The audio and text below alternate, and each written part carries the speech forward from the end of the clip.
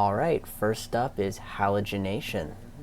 We're going to look at specifically, we're not going to see fluorination or adding iodine, just because it's beyond the scope of this course really for an undergrad organic chemistry 2, and the likelihood that your professor will quiz you on that is quite low.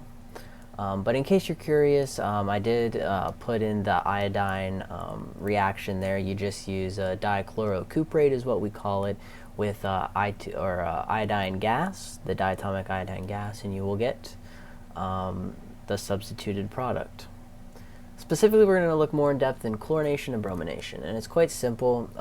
We just take the diatomic gas and we use an iron trihalogen for either the chlorine or the bromine, right? So, and you get the resulting compound as a result. Let's get into the mechanism, shall we? So now let's get into the mechanism for how this occurs. We're going to look at the prep of our electrophile first. It's quite simple. Some lone pairs of electrons on diatomic bromine gas comes out to the iron tribromide, and it just attaches itself as so, and it leaves us with the following compound.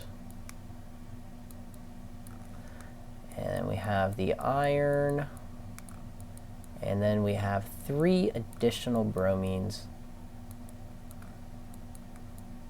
as such.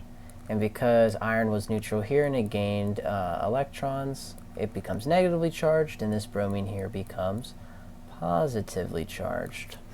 Okay, well, we know that bromine hates a positive charge. So what happens here is it's actually going to incentivize this reaction where this sigma bond here is going to reach out to this neutral bromine, and this bromine here will then be like, okay, you can have my electrons, I don't really want them anywho. This is the compound you get. Sorry if there's a lot of delay, I don't want to draw everything out so you're not overwhelmed. Take things nice and slow. Sorry, it goes this,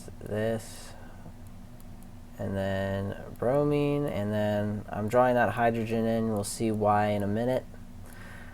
And we have a positive charge on this carbon, secondary carbocation. You might look at this and you're like, okay, secondary carbocation, but you might be missing something. Hopefully you might see it. We have resonance, and this is what we call the sigma complex, right? Because this is a highly stabilized compound. I have a little section down here for the sigma complex. So let's draw in our compound, and we have just our bromine here. We have the positive charge here, and then we have 2 pi bonds. So what happens here? Why is this so stable, right? Because this doesn't look like it should happen, maybe, to you. But here's why this equilibrium is so shifted this way. We have the positive charge here, and we have a resonance structure, so these electrons go here, for example, and then we're left with this compound.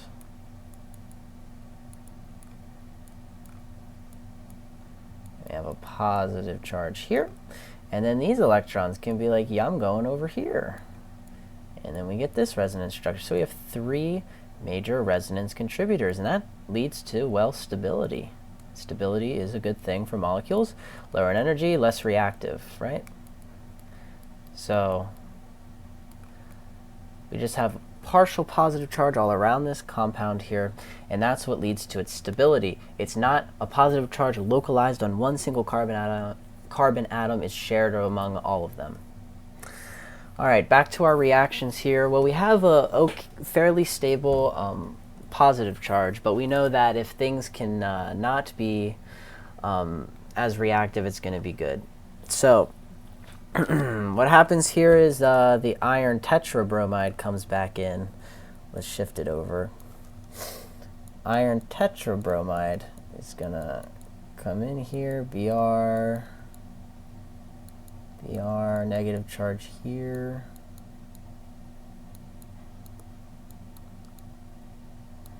All right, we have this compound, right? So we went from this, we gave the bromine to the aromatic compound. We have the sigma complex, highly stable carbocation.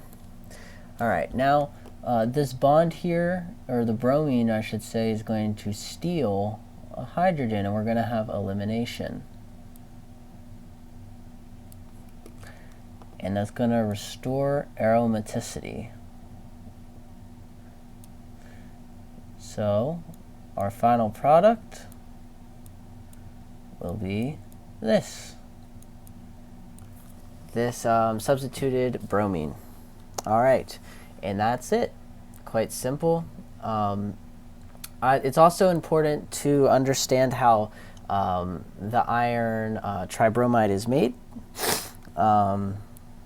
It's just a simple reaction with iron to iron, and then plus your 3 bromine gases is going to yield 2 of the iron tetrabromide reagent. So that's how we make it. Then we use it over here, right? We take the bromine gas and we attack it. We make it more reactive, and then the aromatic compound takes a bromine and makes a more stable iron tetrabromide, and then we have that sigma complex on our what was an aromatic compound, and then we eliminate to restore aromaticity and lower the energy of the compound, leaving us with this compound. That was halogenation of an aromatic compound. Hope you guys enjoyed that. Hope you found that educational. Next video will be on sulfonation. Make sure to watch it. Anyways, have a good day. Bye-bye.